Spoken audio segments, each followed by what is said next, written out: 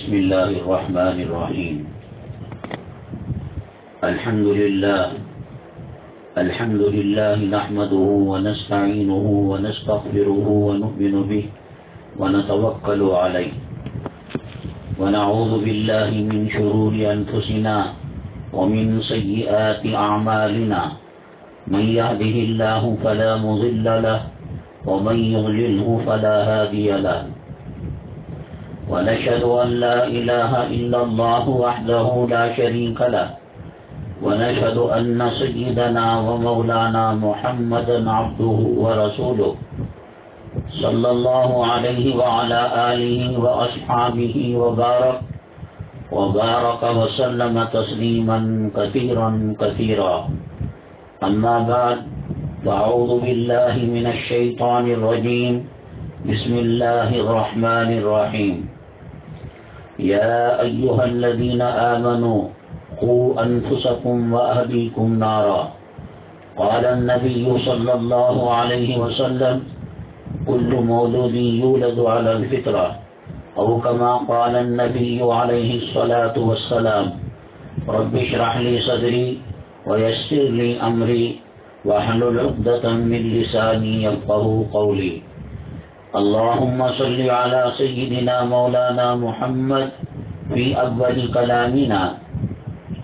اللهم صل على سيدنا مولانا محمد في أوسط كلامنا. اللهم صل على سيدنا مولانا محمد في آخر كلامنا. قابل قدر اسلامی خواتین، کئی مرتبہ یہ بات آئی ہے، اس دھرتی میں، اس دنیا میں، اللہ کی مخلوق میں سب سے بڑا مقام، سب سے بڑی عظمت والی قوم، سب سے بڑی عزت والی قوم مسلمان ہے. اور یہ سرٹیفکیٹ کسی یورپ اور کسی امریکی ملک سے ملا ہوا نہیں ہے. اللہ تعالیٰ نے فرمایا: کنتم خیر امت اخرجت للناس، تم سب سے بہترین امت ہو اور سب سے بہترین قوم ہو. اس کا یہ مقام، یہ مرتبہ دیکھ کر پیغمبروں نے بھی دعائیں کی: اے اللہ، ہماری پیغمبری کو لے لے، ہمیں ہمارے سر پر جو نبوت و رسالت کا تاج پہنایا گیا ہے آپ لے لیں. اس کے بدلے میں ہمیں یہ نہیں کہا کہ صحابی بنا دے رسول پاک صلی اللہ علیہ وسلم کا، یہ نہیں کہا کہ انصار بنا دے، یہ نہیں کہا کہ مہاجر بنا دے، یہ نہیں کہا کہ خیر القرون، جو بہترین زمانہ ہے کائنات کا، آقائے دو عالم صلی اللہ علیہ وسلم کے قرب کا، نزدیک کا، ان میں کا کوئی ایک فرد بنا دے، بلکہ کہا ایک عام آدمی، ایک عام امتی بنا دے. یہ دعائیں عام کاروباری آدمی یا گھریلو خاتون نے نہیں کی، پیغمبروں نے. پیغمبر کائنات میں سب سے اونچی عظمت والا ہوتا ہے، سب سے بڑی ڈگری، سب سے بڑا مقام پیغمبر کا ہوتا ہے. اسی لیے اللہ تبارک تعالیٰ نے فرمایا کہ جو رسول کی اطاعت کرے گا وہ میری اطاعت کرے گا، جو رسول کی نافرمانی کرے گا وہ میری نافرمانی کرے گا. اور یہ بات نہیں ہے کہ پیغمبروں کو اپنی پیغمبری کی عظمت کا پتہ نہیں ہے. حضرت عیسیٰ علیہ السلام کو معلوم نہیں تھا کہ نبوت کا مقام کیا ہے، رسالت کا مقام کیا ہے، نبی بنائے جانے کا درجہ کیا ہے. وہ جانتے ہیں، ہم نے تو دیکھا بھی نہیں، ہم نے نبی کو پہچانا قرآن کے ذریعے سے، حدیث کے ذریعے سے.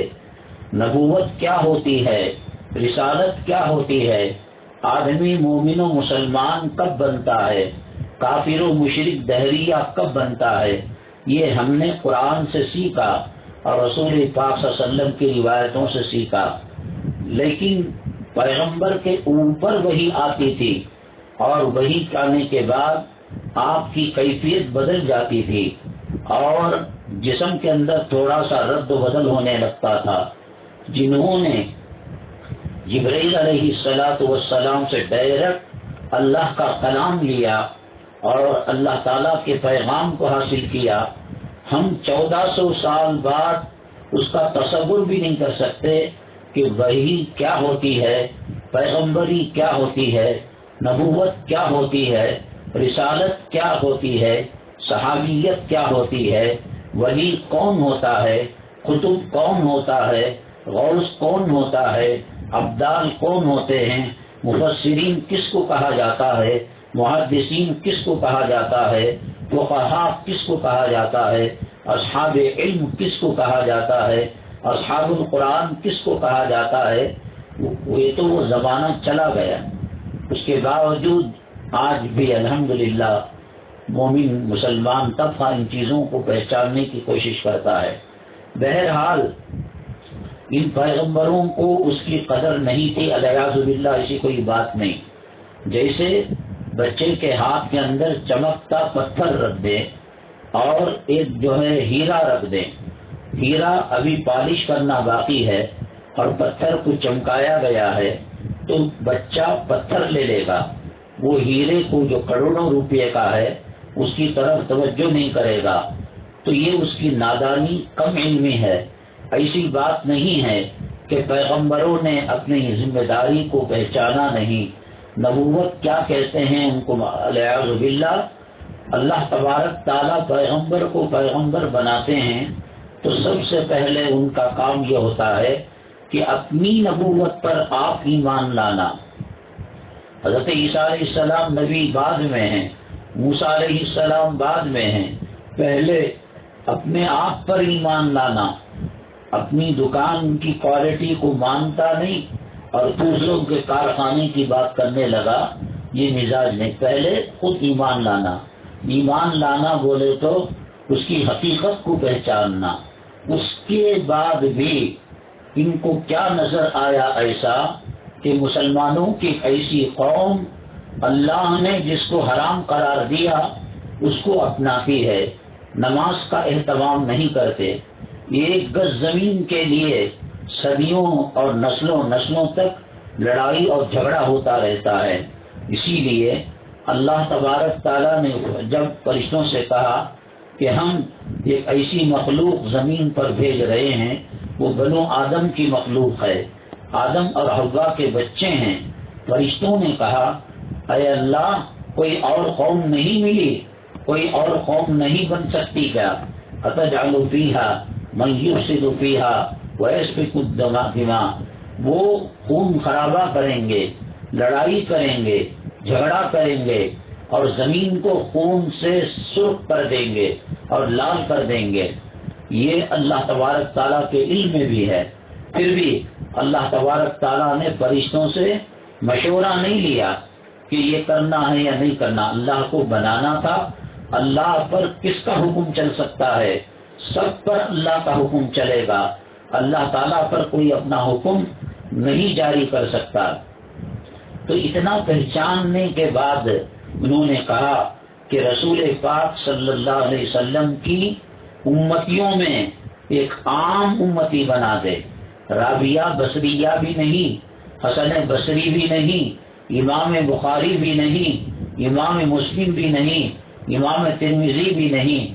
ایک عام آدمی حضور پاک صلی اللہ علیہ وسلم کی امت میں بنا دے. ہم نے اللہ کو کوئی درخواست نہیں دے رکھی ہے کہ ہمیں کس قوم کے اندر جانا ہے، کس قوم کے اندر اس پیغمبر کے امتی بننا ہے. ہم نے درخواست نہیں دی. اللہ تعالیٰ اپنی حکمت عملی سے، اپنے علم و قدرت سے اللہ نے ہمیں آقائے دو عالم صلی اللہ علیہ وسلم کی امت میں پیدا کیا. ورنہ اگر ہمارے سامنے پرچے ہوتے، اس میں سوالات پیغمبروں کے نام ہوتے اور ہمیں کہا جاتا کہ ان ناموں میں سے کوئی نام سلیکٹ کر لو تاکہ تم اس پیغمبر کے امتی بن سکو، خدا جانے ہم کیا کرتے. اللہ کے احسانات میں سے، اللہ تعالیٰ کی مہربانیوں میں سے یہ احسان اللہ کا ہے کہ اللہ تعالیٰ نے ہمیں مسلمانوں کے گھرانے میں پیدا کیا. اللہ تعالیٰ نے ہمیں نبی کریم جناب محمد رسول اللہ صلی اللہ علیہ وسلم کی امت میں پیدا فرمایا، جس کے لیے اور پیغمبر دعائیں کرتے تھے، اللہ سے ریکویسٹ کرتے تھے، درخواست کرتے تھے، وہ بھی سودا پیشہ پیغمبری، نبوت اور رسالت آپ واپس لے لیجئے، بدلے میں آقا کے امتوں میں، آقا کے عام انسانوں میں ہمیں بنا دیجئے۔ میری ماں اور بہنیں، میں نے کہانا آپ سے ہزاروں مرتبہ یہ بات کہی، اس زمین کے اوپر آسمان کے نیچے اگر کوئی بابرکت باعظمت قوم ہے تو وہ مسلمانوں کے علاوہ کوئی اور قوم نہیں ہے۔ وہ سمندر کی مخلوق ہو، فضاؤں کی مخلوق ہو، حتیٰ کہ فرشتے، اللہ تعالیٰ نے ان کو جس کام کے لیے لگایا وہ کام وہ کرتے ہیں۔ قرآن میں اللہ نے فرمایا وہ چاہ کر بھی گناہ نہیں کر سکتے۔ ان کی بناوٹ میں، ان کی انجینئرنگ میں اور ان کی سافٹ ویئر میں یہ بات نہیں ہے کہ وہ نافرمانی کر سکے۔ لا یعصون اللہ ما امرہم ویفعلون ما یؤمرون، وہ جو چاہتے ہیں نہیں کر سکتے، اللہ نے جس کا حکم دیا وہ کرنے پر مجبور ہے۔ ایک فرشتے کو تسبیح پر لگا دیا، وہ قیامت تک وہی کام کرتا رہے گا۔ ایک فرشتے کو سجدے میں لگا دیا، وہ قیامت تک سجدے کے اندر رہے گا۔ اس کی مجال نہیں ہوگی اللہ کے حکم کے خلاف کوئی عمل کر سکے۔ اللہ نے یہاں جو کعبہ ہے سیدھے میں بالکل سیدھا، ساتویں آسمان پر بھی کعبہ ہے جسے بیت المعمور کہتے ہیں، وہاں بیک وقت 70,000 فرشتے طواف کرتے ہیں، اور ایک مرتبہ طواف کر کر جب چلے جاتے ہیں تو پھر دوبارہ 70,000 سال کے بعد ان کا نمبر آتا ہے۔ اللہ تعالیٰ کو صرف عبادت مقصود ہوتی، طواف اللہ کو چاہیے ہوتا، اللہ کو صفا مروہ کی صرف صحیح چاہیے تھی، مسجدوں کے مینارے اور گنبد اور مدارس کی عمارتیں اللہ تعالیٰ کو مقصود تھیں۔ تو یہ وہ سب چیزیں تو عام ہیں، سورج اللہ کی اطاعت کر رہا ہے، چاند اللہ کی اطاعت کر رہا ہے۔ ایک انسان، اس کو تھوڑا سا چوائس دیا گیا، اختیار دیا گیا۔ کیوں دیا گیا؟ اگر یہ اختیار اور چوائس نہ دیا جاتا، سوال کا پرچہ نہیں دیا جاتا، کوسچن آنسر کا پرچہ نہیں دیا جاتا، تو پھر فیل کیا پاس کیا؟ لیبلوکم ایکم احسن عملا، اللہ نے ہمیں زندگی دی تاکہ یہ پہچانے کون اچھا عمل کرنے والا ہے۔ اللہ تعالیٰ کسی کو کہیں جنت میں چلا جا، وہ جنت میں جائے گا، اور کسی کو کہے جہنم میں جا، وہ جہنم میں جائے گا، اور اس کے بعد وہ پوچھنے لگے گا جنتی جہنمی، اے اللہ کس بنیاد پر جنت میں بھیجا، کس بنیاد پر ہمیں جہنم میں داخل کیا؟ تو اسی چیز کے لیے اللہ نے دنیا میں انسانوں کو پیدا فرمایا اور وعدہ کرا کر، اگریمنٹ کرا کر بھیجا کہ جانے کے بعد توحید میں فرق نہیں لانا، ربوبیت میں فرق نہیں لانا، توحید پر جمع رہنا، اللہ کی سننا، اللہ کے پیغمبر کی سننا۔ تو بہرحال میری ماں اور بہنیں، یہ پیغمبر جن میں حضرت عیسیٰ علیہ السلام کی دعا اللہ نے قبول فرما لی، وہ آسمانوں پر اٹھائے گئے ہیں، وہ قیامت کے قریب ملک شام کی ایک مسجد میں مینارے سے اتریں گے، ان کے سر کے بال ایسے ہوں گے جیسے ابھی غسل کر کے آ رہے ہوں، پانی ٹپک رہا ہو، اور دجال جو فتنے فساد کر کر زمین کو جہنم بنا رکھا تھا، دنیا کو جہنم کا ایک حصہ بنا رکھا تھا، حضرت عیسیٰ علیہ السلام آئیں گے، پیغمبر بن کر نہیں، آقا کے امتی بن کر آئیں گے، اور دجال کا جو فتنہ ہے اس کا خلا قما کریں گے، اس کے وجود کو ختم کریں گے۔ وہ آرٹیفیشل چیزوں کے ذریعے سے انسانوں کو گمراہ کرے گا، دیکھو تمہارے باپ کو میں مارتا ہوں، قتل کرے گا، اور پھر کہے گا کہ میں تمہارے باپ کو زندہ کرتا ہوں، اور پھر وہ زندہ کرے گا۔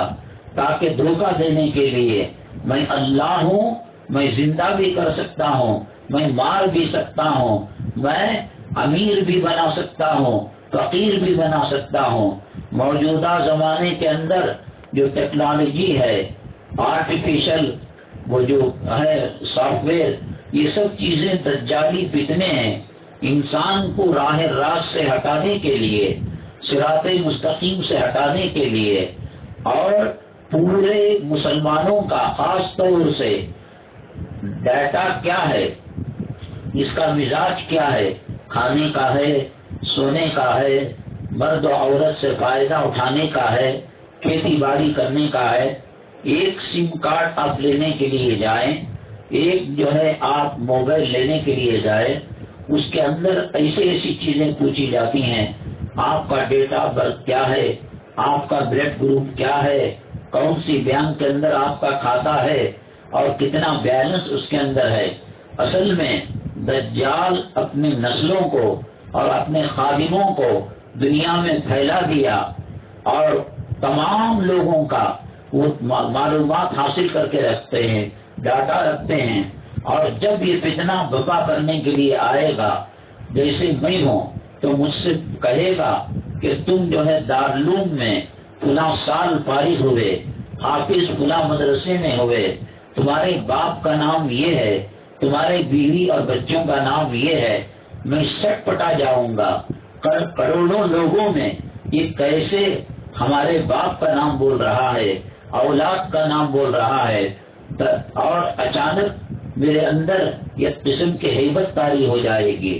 تو یہی چیز معلوم کرنے کے لیے وہ تمام تر معلومات حاصل کرتے ہیں، اور ذرا سی بھی معلومات کو مس نہیں کرتے۔ یہ دجال کی مہمان نوازی کے لیے، یہ دجال کے ویلکم کے لیے اور اس کی خوش آمدی کے لیے، اس کے اشارے پر یہ دنیا کے اندر یہ کام ہو رہے ہیں۔ اور 3 کونے کا سمندر کے پاس ایک مقام ہے، آج تک کوئی ہوائی جہاز اور کوئی پانی کا جہاز، پنڈبی یا کوئی جاندار چیز وہاں گئی ہو پھر واپس آئی ہو، آج تک کی تاریخ کے اندر ایسا نہیں ہو سکا۔ بعض علماء کہتے ہیں کہ شاید دجال اس کے اندر اپنا پناہ لیا ہوا ہے۔ اللہ تعالیٰ جب اس کی زنجیروں کو توڑے گا اور فتنہ اس دنیا میں پھیلانے کے لیے آئے گا تو تب اس کو وہاں آزاد کیا جائے گا، اور اسی لیے وہاں کوئی زندہ مخلوق جا کر واپس نہیں آتی۔ پہلی ہوائی جہاز گئی اس کو دیکھنے کے لیے، انکوائری کرنے کے لیے، دوسری فائٹر جہاز گئی، وہ بھی چلی گئی، وہ بھی چلی گئی۔ جانے انجانے میں دجال اپنا کام مکمل کر رہا ہے۔ اس کی جنت وہ ہے جس میں نماز نہیں ہے، روزہ نہیں ہے، قرآن کی تلاوت نہیں ہے، ادب و اخلاق نہیں ہے، حج نہیں ہے، عمرہ نہیں ہے، سچائی نہیں ہے، اور اس کی جو دوزخ ہے اس کے اندر یہ تمام چیزیں ہیں۔ تو دجال کی جنت میں دنیا میں جو جائے گا وہ آخرت میں جہنم میں جائے گا، اور دجال کی جہنم میں جو جائے گا دنیا میں، آخرت میں وہ جنت کے اندر داخل ہوگا۔ یہ سب کارنامے، پانی کا، تالابوں کا تالاب پی لینا، اور سمندر کو خشک کر دینا، کھانے پینے کے نظام کو کنٹرول کے اندر رکھ دینا، یہ سب دجالی فتنے ہیں۔ میری مائیں اور بہنیں، تاریخ کے صفحات پلٹ کر دیکھیے گا، روٹی بکنے کی چیز نہیں ہے۔ اللہ کے نبی صلی اللہ علیہ وسلم نے فرمایا، اکریم الخبز، تم روٹی کی عزت کیا کرو۔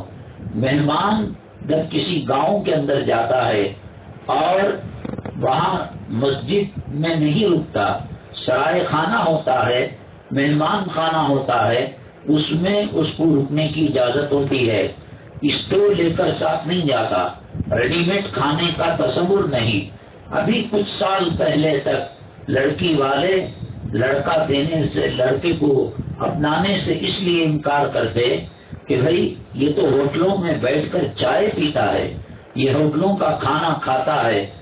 اب اس کا معاملہ الٹا ہو گیا، ہماری بچی کو ہفتہ اتوار گھمانے لے کر نہیں گئے اور ہفتے میں دو مرتبہ ہوٹل کا کھانا نہیں کھلائے تو ہم یہ نسبت کو توڑ دیں گے۔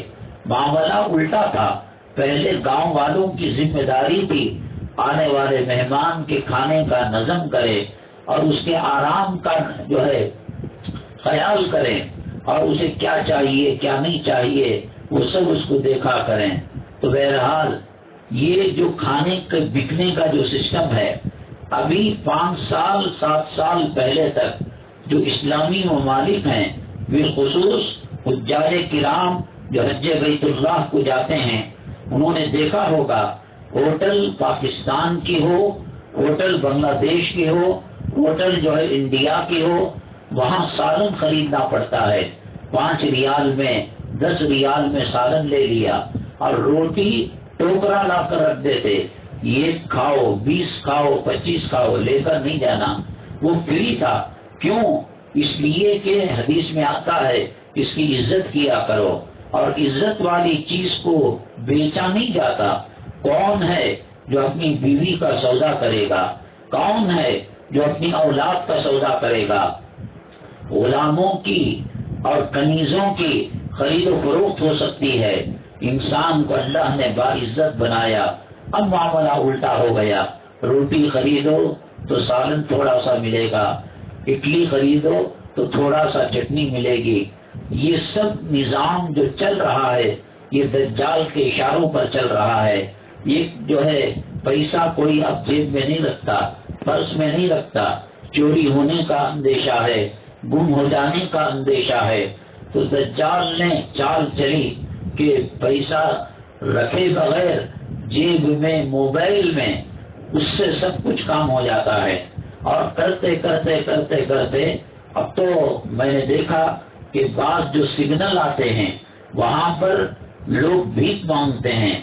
علماء نے لکھا ہے کہ جس کے بارے میں یہ معلوم ہو کہ یہ گانجے کا استعمال کرتا ہے، یہ گٹکے کا استعمال کرتا ہے، یہ افیم کا استعمال کرتا ہے، ایسے کو چندہ دینا، صدقہ دینا، خیرات دینا، بھیک دینا حرام ہے، کیونکہ اللہ تعالیٰ نے فرمایا تعاونوا علی البر والتقوی، نیکی اور تقوی کے کام میں اللہ سے مدد حاصل کرو، ایک دوسرے کا تعاون کرو، ولا تعاونوا علی الاثم والعدوان، اور ایک دوسرے کی مدد نہ کیا کرو اللہ کی نافرمانی اور رسول پاک صلی اللہ علیہ وسلم کی سنتوں سے انحراف، اس معاملے میں مرنے والے کو مرنے دو۔ اور پانی کون بوتلوں کا پیا کرتا تھا؟ سفر میں جاتے کبھی دیہات کے اندر یا ہائی وے کے اندر جو ڈھابے بنے ہوئے رہتے ہیں تو وہاں بوتل رکھی جاتی ہے پانی کی، پہلے تو 5-7 روپے تھا، اب کرتے کرتے 20 تک پہنچ گئے ہیں، اور ایئرپورٹ وغیرہ میں یہی پانی 20, 25, 30 روپے اور 100 روپے تک چلا جاتا ہے۔ اور جب ان سے پوچھا جاتا ہے تو کمپنی کا نام پڑھ لو اور پھر اس ویب سائٹ میں جا کر دیکھو، تو تحقیق کرنے والوں نے تحقیق کی کہ وہ پانی جو کاکا کے دکان میں، محلے کے دکان میں 5 روپے سے 10-15 تک ملتا ہے، یہاں 110 روپے میں کیوں مل رہا ہے؟ ایک تو جگہ کا کرایہ زیادہ ہوتا ہے، بجلی کی بل زیادہ ہوتی ہے، اور اصل وجہ یہ کہتے ہیں وہ کہ جو چشمے پانی کے پتھروں سے ہو کر نیچے گرتے ہیں جس کو آبشار کہتے ہیں، آپ یہاں سے بھٹکل جائیے، گوا کو جائیے، کیرلا کو جائیے، 10 ندیاں آپ کو ملیں گی، اور بالخصوص ایسا جنگلی علاقہ کہ پانی ان درختوں کے جڑوں کو چھو کر نکلتا ہے، اسے ٹچ ہو کر نکلتا ہے، تو وہ پانی ذرا سا صاف کر بوتلوں میں فروخت کیا کرتے ہیں۔ دارالعلوم دیوبند کے استاذ تھے، ان کا نام ہی پر ہمارے گھر والوں نے ہمارا نام رکھا، مولانا انظر شاہ کشمیری رحمت اللہ علیہ، انتقال ہو گیا۔ بڑے پائے کے محدث، اللہ والوں کے گھرانے والے، جنہیں دیکھ کر تقویٰ طہارت کی یاد تازہ ہو جائے۔ کیا پیچھے پڑے ہیں ناچنے والے ہجڑوں کے، کیا پیچھے پڑے ہیں یہ بے حیائی کرنے والوں کے، اور شرم و حیا کا جنازہ نکالنے والوں کے، جو جس کا کپڑا جتنا تنگ ہے، چھوٹا ہے، وہ ماڈرن ہے، وہ تعلیم یافتہ ہے۔ اللہ کے نبی صلی اللہ علیہ وسلم نے فرمایا ایسی عورتیں جنت میں جانا تو دور کی بات، جنت کی ہوا بھی ان کو نہیں لگ سکتی۔ ایسا ماحول پیدا ہو گیا ہے۔ کیا ملتا ہے ان کو دیکھ کر؟ آنکھوں کا زنا ہے، دل کا زنا ہے۔ جیسے مرد زنا کرتا ہے، عورت بھی زنا کرتی ہے۔ اگر اس کی ٹی وی اسکرین پر یا اس کے آئی فون میں، فلاں فون میں تصویریں آتی ہیں اور شکلیں بنائی جاتی ہیں، یہ وہی کبیرہ گناہ ہوگا جو آقا کے زمانے میں بتوں کے بنانے پر ملا کرتا تھا۔ بہرحال ہر چیز پر اس کا کنٹرول کرنے کے لیے اس نے انٹرنیٹ کے ذریعے سے بیان کا نظام اپنے قابو میں کر لیا۔ جس دن ہم کو ننگا کرنا ہے اور ہم کو محتاج بنانا ہے، اس دن وہ سرور کو ختم کر دے گا، انٹرنیٹ کی اسکیموں کو ختم کر دے گا۔ لوگ روتے پھریں گے، صاحب میری بیٹی کی شادی کے لیے میں نے 10 لاکھ روپے ڈپازٹ کیے تھے، وہ کہے گا ہم 5 لاکھ روپے رکھے تھے تاکہ عمرہ کر سکیں، حج بیت اللہ کو جا سکیں۔ اچانک اس سسٹم کو فیل کر کر وہ اپنی خدائی کو منوانے کی کوشش کرے گا۔ میں عرض کر رہا تھا کہ کھانے کو فروخت کرنا، بیچنا، یہ کھانے کی توہین ہے اور یہ بے ادبی اور گستاخی ہے۔ پہلے ہم دیکھا کرتے تھے کتابوں کی دکان میں کلام پاک فروخت ہوتا تھا، اور اگر کوئی گاہک ان سے پوچھتے کہ اس کی قیمت کیا ہے، وہ کتنا بڑا جاہل کیوں نہ ہو دکان والا، وہ منہ پر ہاتھ لگا لیتا، حضرت جی کیا کہہ رہے ہیں آپ؟ اللہ کے قرآن کی قیمت ہوتی ہے، یہ تو ہدیہ ہوتا ہے جو اپنی مرضی سے دیا جاتا ہے۔ جو چیز قابل احترام ہوتی ہے اس کو بیچا خریدا نہیں جاتا۔ مسجد کا سودا نہیں ہوتا، وہ قابل عظمت ہے۔ مدرسے کا سودا نہیں ہوتا، وہ قابل تکریم ہے۔ خانقاہ کا سودا نہیں ہوتا، وہ عزت کی جگہ ہے، ذکر کرنے کی جگہ ہے۔ تو دجال آنے کے بعد پورے عالم کا کنٹرول بیان کے ذریعے سے، پانی کے ذریعے سے، یہ بوتل کا پانی پی پی پی کر اتنی عادت بن جائے گی کہ کنویں کا پانی، بورویل کا پانی، کاویری کا پانی سب بیکار لگتا ہے۔ سفر میں جائیں گے تو بالخصوص اس پانی کی بوتلوں کو لے کر جائیں گے، اور اگر ختم بھی ہو گیا تو راستے کی دکانوں کے اندر وہی جو ہے پانی لیا کریں گے۔ یہ کرتے کرتے کرتے اتنا غلام بنا دیتا ہے انسان کو کہ وہ دوسرا پانی پی کر بچ سکتا تھا، لیکن یہ گوارا کر لیا کہ میں مر تو سکتا ہوں لیکن دوسرا پانی نہیں پی سکتا۔ یہ سویگی، یہ زومیٹو، یہ گھر کے اندر بیٹھ کر رات کے 1:30 بجے 2 بجے کھانے کا آرڈر کرو، 150 آگے پیچھے کے ذریعے ہو جائے گا، لیکن سروس ملے گی آپ کو۔ رات کے 2:30 بجے اسے کہے کہ ناٹی مرغی کا گوشت پھال چاہیے اور سالن چاہیے، روٹی چاہیے۔ یہ سب کیوں ہے؟ تاکہ عورت جو کچن ہے، باورچی خانہ ہے، اس کے اندر وہ دور ہو جائے اور وہ کلچر سے الگ ہو جائے، اور پھر ان جو ہے تاجروں کے ذریعے سے، ہوٹلوں کے ذریعے سے کھانے پینے کا نظام اپنی مٹھی میں رکھ لیتا ہے۔ پانی کو بسلری شکل میں لے لیا، بینک کے اندر انٹرنیٹ کو ختم کر کر وہ سسٹم کو اپنے پاس لے لیا۔ کھانے کے اندر جو آرڈر دیے جاتے ہیں اس کے اندر گڑبڑی کر کر الیاذ باللہ ثم الیاذ باللہ ایسے ایسے واقعات آتے ہیں۔ اللہ کے نبی جناب محمد الرسول اللہ صلی اللہ علیہ وسلم نے فرمایا بازار کے اندر کھانا ہلکے پن کی نشانی ہے۔ عزت کے ساتھ روٹی کے سو کے ٹکڑے پیاز لگا کر اور اسے اچار لگا کر یا پانی میں ڈبو کر سنت طریقے سے کھانے میں جو فائدہ ملتا ہے، جو وٹامنس ملتے ہیں، جو لذت ملا کرتی ہے، وہ جنت کے میووں کا اور فروٹ کا مزہ اس کے اندر ہوتا ہے۔ یہ بازاروں کے اندر لے جانے کی جو وبا ہے وہ کینسر کی طرح ہے۔ اللہ کے لیے اس عادت کو ختم کریں. بچوں کو کوئی چیز دینا ہو گھر میں تل کر دے دیں اور جو ہے چپس بنا کر بہرحال اس کی ضرورت گھر سے پوری کریں. اب جو انٹرنیٹ آیا ہے اور یوٹیوب اور انسٹاگرام وغیرہ آپ کھول کر دیکھیے کوئی چیز محفوظ نہیں ہے. لوگوں کو ڈاکٹر کہا کرتے تھے صاحب تم گوشت زیادہ کھاتے ہو, میٹ زیادہ کھاتے ہو, بیف زیادہ کھاتے ہو, کولیسٹرول بڑھ رہا ہے. ٹھیک ہے صاحب, ہم اس کو نہیں کھائیں گے, ہم جو ہے سبزی کھایا کریں گے. ہر پنڈو کے اندر انجیکشن دیا جاتا ہے, ہر فروٹ کے اندر انجیکشن دیا جاتا ہے, اس میں زہریلا مادہ ہوتا ہے. اور کچھ لوگ اپنی دشمنی کو نکالنے کے لیے اس میں خدا نہ کرے استنجا پیشاب ڈال دیتے ہیں, گندگی ملا دیتے ہیں, یا تھوک کر دیتے ہیں, یا نالی کا پانی اس کے اندر ڈال کر دیتے ہیں. اور آپ نے محرم کے جلوس کے اندر جو بامبئی کے اندر بڑے پیمانے پر ہوتا ہے دیکھا 35,000 لوگوں کو مارنے کے لیے اس نے کیپسول زہریلا بنایا تھا. کھانے کے اندر ملاوٹ, پانی کے اندر ملاوٹ, تاکہ لوگ مجبور ہو کر یہ جو جھوٹا خدا ایک آنکھ کا آنے والا ہے کانا دجال اس کے تحویل کے اندر چلے جائے. وہ رزق کو اپنے کنٹرول میں رکھنا چاہتا ہے, پانی کو اپنے کنٹرول میں رکھنا چاہتا ہے.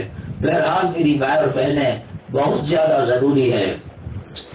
دبئی کے اندر ایک حبشی خاتون ایک حبشی مرد سے اس کے تعلقات ہو گئے, محبتیں ہوگی, فلاں ہوا, دھماکہ ہوا اور ایک ہی روم میں رہا کرتے تھے. کچھ سالوں کے بعد وہ حبشی لڑکی جو ڈیوٹی کرنے کے لیے افریقہ سے آئی تھی اس نے دباؤ ڈالنا شروع کیا, پریشر کرنا شروع کیا کہ شادی کب کریں گے. اللہ اور اللہ کے نبی کو اس طریقے سے رہنا پسند نہیں ہے, یہ حرام ہے, ناجائز ہے. لڑکا ان کے ماں باپ ان کو اپنی مرضی سے نکاح کروانا چاہتے تھے اور لڑکی یہ کہتی تھی ماں باپ کی نہیں سنو گے, میں تمہارے لیے پورے خاندان قبیلے کو چھوڑ کر آ گئی ہوں. تو بہرحال لڑائی ہوئی, جھگڑا ہوا. لڑکی نے کہا یہ روز کی کٹ پٹ سے جھگڑوں سے ایک آخری فیصلہ کر دیں گے.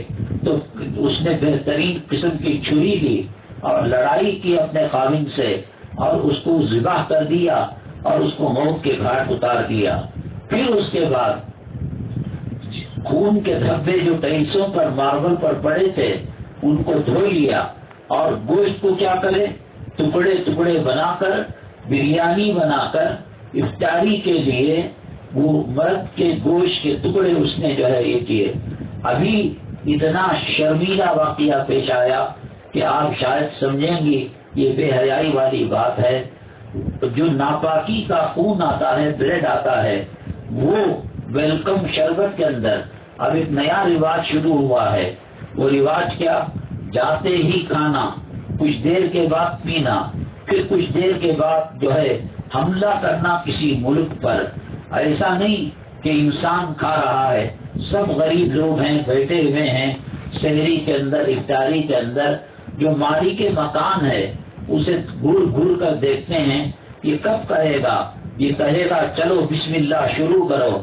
تو دعائیں پڑھ کر لوگ کھایا کرتے تھے, اب کھاتے نہیں ہیں, ملک پر حملہ کرتے ہیں اور چیزوں پر جیسے جانور ٹوٹ پڑتے ہیں اس طریقے سے حملہ کرتے ہیں.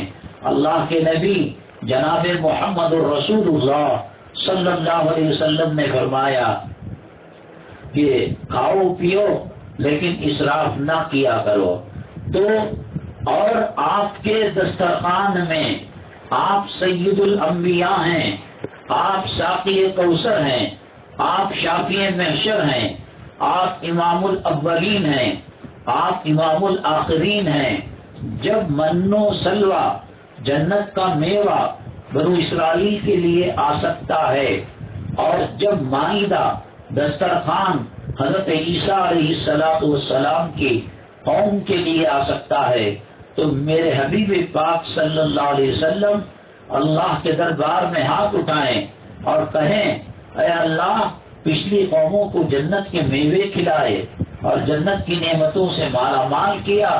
میرا مقام، میرا مرتبہ سوالات پیغمبروں میں سب سے اونچا ہے. میری امت پر اور آپ کی محبوب قوم پر کب نعمتیں نچھاور کی جائیں گی؟ صحیح بات ہے، سوچنے کی بات ہے کہ ان پیغمبروں کے لیے جنت کے میوے اترے، لیکن آقائے دو عالم صلی اللہ علیہ وسلم کئی دن ہو جاتے ہیں کھانا کھائے ہوئے. اور پھر روایتوں میں آتا ہے کہ پوری حیات طیبہ میں ایک دسترخوان پر 2 چیزیں آپ نے نہیں رکھی. یہاں کٹ کا سالن بھی رکھا ہے، وہاں دال بھی رکھی ہے، وہاں ویجیٹیبل سبزی بھی رکھی ہے. آپ غور کریں، معاشرے پر، سماج پر، سوسائٹی پر جو چیز اللہ نے شدت کے ساتھ منع کی ہے، کبیرہ گناہوں میں بڑا کبیرہ گناہ بنایا ہے. گناہوں کے بھی تو درجے ہوتے ہیں، انہوں نے اس کو آسان کر دیا. تصویر اللہ کی رحمت کو دور کرنے والی ہے. وہ فوٹوگرافی کوئی مجبوری ہوتی ہے، وہ IRS کیا ہے سب جو ہے وہ پکڑتے ہیں ID کارڈ کے لیے، راشن کارڈ کے لیے. وہ چھوڑ کر عام طور پر وہ نمازی ہو بے نمازی ہو، اس قلعے کے اندر نواسے کی فوٹو ہے، پوتری کی فوٹو ہے، ابا اور خاوند کی فوٹو ہے، اور خاوند اپنی بیوی کی فوٹو ڈسپلے پر لگایا ہوا ہے. کال جب آتا ہے، بس اسٹینڈ کے اندر بیٹھے ہوئے ہیں، ایئرپورٹ کے اندر بیٹھے ہوئے ہیں، تو اس پر تصویر نمایاں ہوتی ہے. جس اللہ نے مری ہوئی عورت کے سر کے بالوں کی حفاظت کرنے کے لیے کہا، پردہ کرنے کے لیے کہا، یہ زندہ چہرہ دیکھنا، جسم کو دیکھنا، پاجامے کا ناپ دیکھنا، یہ بہت دور کی بات ہے. آپ نے فرمایا کہ مری ہوئی عورت کو غسالن جب غسل دیتی ہے اور اس کے بعد صابن کو لگ جاتے ہیں، تو اس لگے ہوئے صابن کے بال کو بھی پردہ کرنا پڑے گا. اس کا دیور، اس کے وہ نوجوان چھپر جو اس کے خاندان میں ہیں اور بیاہ ان سے ہو سکتا ہے، تو یہ وہ بھی اس کو دیکھ نہیں سکتے. بعض جگہ کسی بڑے آدمی کا انتقال ہوتا ہے، گلی کے اندر پنڈال ڈال کر سب کو دکھاتے ہیں. اس میں مرد بانے، اپنے پرائے، کافر، مسلمان سب دیکھتے ہیں. جب کفر والے اور خدا کے باغی نافرمان موتا کے قریب آتے ہیں تو رحمت کے فرشتے وہاں سے ہٹ جاتے ہیں. ساری زندگی جس نے اپنے پلو کو سر کے اوپر سے نہیں ہٹنے دیا، پردے میں رہی اور اس کا اہتمام کیا، موت کے بعد اسے جو ہے ایک گلی کا سودا بنا کر تمام لوگوں کو دکھانے کے لیے کہا جا رہا ہے. قیامت کے دن وہ خاتون دامن پکڑے گی یا وہ مرد دامن پکڑے گا. جیسے مردوں کے لیے عورت کو دیکھنا غیر محرم اس ناجائز ہے، اور گناہ کی نیت سے دیکھنا حدیث پاک میں آتا ہے. اللہ کے نبی جناب محمد الرسول اللہ صلی اللہ علیہ وسلم نے فرمایا، آنکھ کا بھی زنا ہے، دل کا بھی زنا ہے، ہاتھوں کا بھی زنا ہے، پیروں کا بھی زنا ہے. صرف جو ہے بستر کے اندر، بیڈ کے اندر جو شیطانی زنا ہے وہ چھوڑ کر تقریباً 30 پر 6 قسم کا زنا علماء نے لکھا ہے. کیا اس پر اللہ تعالیٰ کی پکڑ نہیں ہوگی؟ کیا اللہ تعالیٰ کا مواخذہ اس پر نہیں ہوگا؟ ہمیں میری مائیں اور بہنیں، قبر برحق ہے، موت برحق ہے، خدا کی عدالت برحق ہے، عالم برزخ برحق ہے، منکر نکیر کا آنا برحق. کوئی شک ہے، کوئی شبہ ہے کہ مولوی لوگ اپنے طور سے کہہ رہے ہو؟ یہ سب برحق ہے. چونکہ عالم الغیب و شہادہ اللہ ہے اور غیب پر ایمان لانا اصل ہے، تو اس کو چھپا کر رکھا گیا ہے. کبھی کبھی سانپ، اژدے، بچھو وغیرہ بھی جو ہے نظر آ جاتے ہیں. اللہ تعالیٰ اپنا خوف اور جہنم کے عذاب کو دکھا کر ہمیں راہ راست پر لانے کے لیے یہ جلوے کبھی ہمارے پاس دکھ جاتے ہیں اور نظر آتے ہیں. بہرحال میری بھائی اور بہنیں، پورا سسٹم دیکھ لیجئے. انٹرنیٹ کا سسٹم ہے، اس کے اندر آپ پاسورڈ ڈالتے ہیں، اس کے بعد آپ کوئی چیز شناخت کے لیے گلاب کا پھول ہے، ودھان سبھا ہے، وہ اس کو چوائس کرتے ہیں تاکہ پاسورڈ بھول جائے تو یہ نام کے ذریعے سے ویب سائٹ کو کھولا جائے۔ اس طریقے سے ہمارا مکمل ڈیٹا، معلومات، ہم کو معلوم نہیں کہ ہم کتنی مرتبہ مدرسے میں گئے اور مدرسے سے واپس آئے، اس کے پاس سارا ریکارڈ رہتا ہے اور وہ ریکارڈ سنا کر سامنے والے کو خوف زدہ کرتا ہے اور جھوٹی خدائی کا دعویٰ کرنے کے لیے سائنس کا استعمال کرتا ہے۔ آسمان کے اوپر، آسمان کے نیچے، زمین کے اوپر اگر کوئی چیز لکھی جا سکتی ہے تو وہ ٹھوس چیز پر لکھنا پڑے گا۔ کپڑے کے اوپر لکھے، پلاسٹک کے جو ہے کور کے اوپر لکھے، دیواروں پر بچے لکھتے ہیں، سلیٹ میں لکھتے ہیں، کاپی میں لکھتے ہیں، ہوا میں کون لکھے گا؟ ایک ٹھوس چیز چاہیے جو ہوا کو روک کر رکھے اور ہم جو پڑھانا چاہتے ہیں، لکھانا چاہتے ہیں وہ اس کے اندر نظر آئے۔ ہم جو ہے گھومتے پھرتے ویب سائٹوں کو کھنگالتے، جب دبئی کا زو اور وہاں کا ایگزیبیشن گئے، مطلب موبائل کے اندر، کیمرے کے اندر، تو آسمان پر انہوں نے لکھا مرحبا اہلا و سہلا، کہ ہم تمہیں خوش آمدید کہتے ہیں، ویلکم کہتے ہیں۔ دجال جو کام اپنے زمانے میں کر کر اپنی خدائی کا دعویٰ کرنے والا تھا وہ کرے گا بھی۔ یہاں اس کے جو چیلے ہیں انہوں نے جو ہے پہلے ہی اس کو بنا دیا ہے۔ شریعت مطہرہ نے مال کے جمع کرنے کو برا سمجھا ہے، کھانا زیادہ کھانے کو برا سمجھا ہے، تصویر کشی کو برا سمجھا ہے، سود کے کھانے کو برا سمجھا ہے، اور افیم گانجا نشہ کرنے کو برا سمجھا ہے۔ قرض لینا کوئی اچھی بات نہیں، اس کو بھی جو ہے اللہ اور اس کے رسول صلی اللہ علیہ وسلم کے نزدیک کوئی پسندیدہ چیز نہیں۔ اب یہ کریڈٹ کارڈ بنا کر قرض کو عام کر رہے ہیں۔ اللہ کے نبی جناب محمد الرسول اللہ صلی اللہ علیہ وسلم جب کسی کا جنازہ آتا آپ پوچھتے کیا اس کے اوپر قرض باقی ہے؟ صحابہ کرام کہتے ہاں تھوڑا سا ہے۔ اگر وہ اتنی مقدار میں قرض ہے کہ جس کو بیت المال سے ادا کیا جا سکتا ہے تو پھر وہ جو ہے رسول پاک صلی اللہ علیہ وسلم قرض ادا کر کر نماز پڑھاتے۔ اگر قرض اتنا ہے کہ وہ بیت المال سے ادا نہیں کیا جا سکتا تو کہتے کہ آپ میں سے کوئی جو ہے نماز جنازہ پڑھا لے۔ تو قرضہ لے کر جو ڈباتے ہیں، اب اس کو اس نے عام کر دیا ہے، تصویر کو عام کر دیا ہے۔ یہ سب اکبر الکبائر ہیں۔ کھانا پینا یہ جو ہے یہ انسان کے زندہ رکھنے کے لیے ہے۔ حضرت شیخ سعدی رحمۃ اللہ علیہ ان کی کتاب ہے گلستان،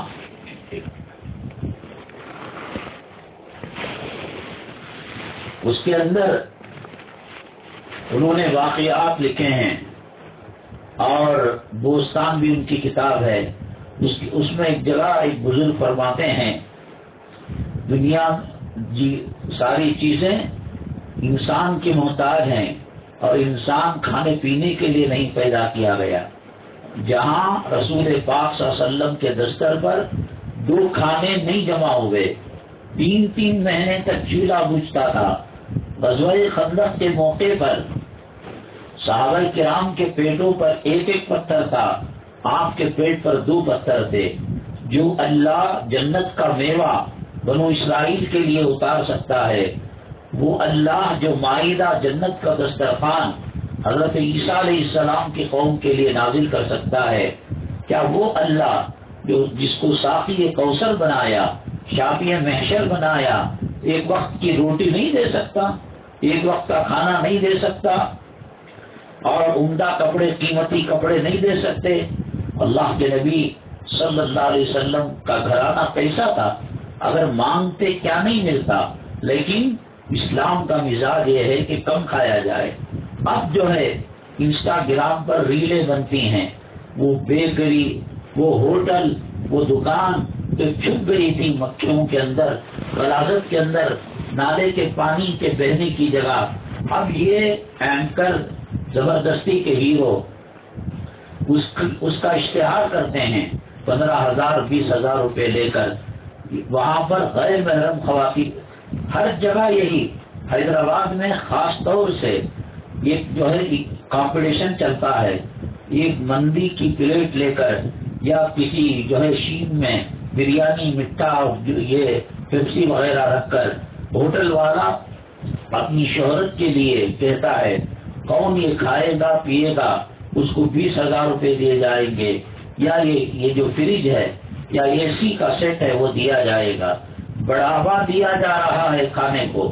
شریعت کہتی ہے کم کھانے کے اندر صحت ہے، کم سونے کے اندر صحت ہے، نہ سونے پر پابندی ہے نہ کھانے پر پابندی ہے۔ حضرت اقدس بانی دارالعلوم مولانا قاسم نانوتوی رحمۃ اللہ علیہ، یہ جو ہے دہلیے سے مناظرہ ہو گیا۔ مناظرہ کہتے ہیں وہ مذہب کا ایک عالم، یہ مذہب کا ایک عالم آپس میں سوال جواب کریں گے، اور جو جواب نہیں دے پائے گا وہ شکست کھا جائے گا، ہار جائے گا۔ چنانچہ ایک پہلے دن ان دونوں میں مباحثہ ہوا، مکالمہ ہوا، مناظرہ ہوا، جھگڑے کی تک نوبت آئی تو جو بیچ کے پنچایتی لوگ ہیں انہوں نے کہا آج کے لیے بس اتنا کافی ہے، کل کریں گے دوبارہ۔ وہ پہلے دن پنڈت تو ہار چکا تھا، دوسرے دن کہنے لگا کہ حضرت دیکھو کتابوں کا مناظرہ ہو چکا ہے، اب جو بات چل رہی ہے وہ کھانے کا مقابلہ ہوگا، تم کتنی روٹی کھاؤ گے، میں کتنی روٹی کھاؤں گا، تم جو ہے کتنا گوشت کھاؤ گے، پیو گے شراب۔ تو حضرت قاسم نانوتوی رحمۃ اللہ علیہ نے فرمایا بھائی یہ کمپٹیشن کرنے کے لیے سب سے پہلے مجھے اللہ کو ریکویسٹ دینی پڑے گی۔ پنڈت نے کہا وہ کیسے؟ کہا اللہ نے مجھے انسان بنایا ہے اور انسان کا کھانا دیا ہے، یہ جو ہے اتنا کھانا، اتنا پیٹ کو ٹھوسنا یہ انسانوں کا کام نہیں ہے، یہ شیاطین کا کام ہے، یہ سنت کے خلاف کام ہے۔ مقابلہ کرنا ہے، آؤ میں ہاتھی کے پاس لے کر جاتا ہوں، ٹائیگر کے پاس لے کر جاتا ہوں، اونٹ اور زیبرا کے پاس لے جاتا ہوں، وہاں جا کر آپ مقابلہ کر لیں۔ تو اصل چیز جو ہے وہ کھانا پینا، قرض کا مسئلہ، یہ تمام چیزوں کا کنٹرول اور ریموٹ دجال اپنے ہاتھ میں رکھا ہے۔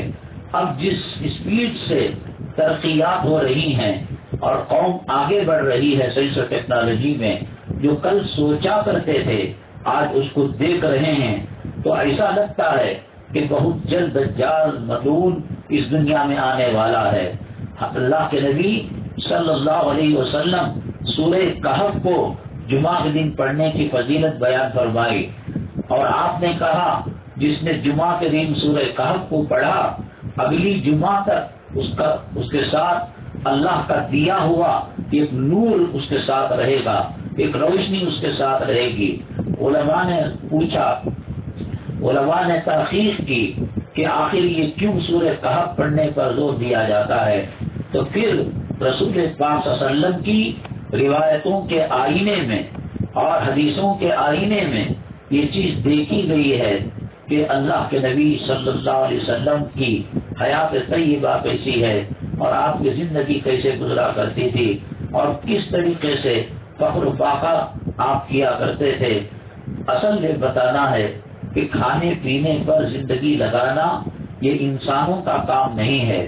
ہماری زندگی کا مقصد پیٹ کو اور زمین کو پالنا نہیں ہے، ہماری زندگی کا مقصد موت کی تیاری ہے، آخرت کی تیاری ہے۔ یہ دنیا ہمیں ہلاک نہ کر دے، ہمیں برباد نہ کر دے، ہمیں جو ہے ہمارے دل میں آخرت کی عظمت و محبت کو نکال کر دنیا کی محبت نہ ڈال دے۔ فرمایا گیا حب الدنیا راس کل خطیہ، دنیا کی محبت ہر فساد کی اور ہر جھگڑے کی جڑ ہے۔ جن کو ہم کل ملاقات کیا کرتے تھے، 3 بزرگان دین کے حادثے ہو گئے۔ ندوۃ العلماء لکھنؤ کے اندر حضرت مولانا سلمان ندوی رحمۃ اللہ علیہ، اور دوسرے بنگلور کے اندر لباوی مسجد کے امام تھے، وہ بالکل ہمارے قریبی ملنے جلنے والوں میں مولانا قاری یوسف صاحب، ان کا انتقال ہو گیا۔ اور کل جو ہے مولانا زین العابدین صاحب یہ اٹھتے جنازے ہمیں کیا پیغام دینا چاہتے ہیں. میں تصور کرنے لگا قبرستان میں والدہ کی قبر پر زیارت کے لیے جاتا تو کبھی دیکھ لیتے کبھی دور سے ان کو پرکھ لیتے. وہی آدمی آج پیوند جو ہے خاک بنا ہوا ہے اور قبر کے حصے کے اندر جو ہے دبا ہوا ہے. یہی زندگی کی حقیقت ہے, یہی دنیا کی حقیقت ہے. اس کے باوجود آنکھوں سے ہم عبرت کی نشان کو نہیں دیکھیں گے. یہ 3 حادثے ہیٹرک لگاتار ہوئے, راتوں کی نیند چلی گئی اور بے قراری. یا اللہ اس مرحلے سے گزرنا ہے. انہوں نے اپنی آخرت کو سنوار لیا تھا, بنا لیا تھا.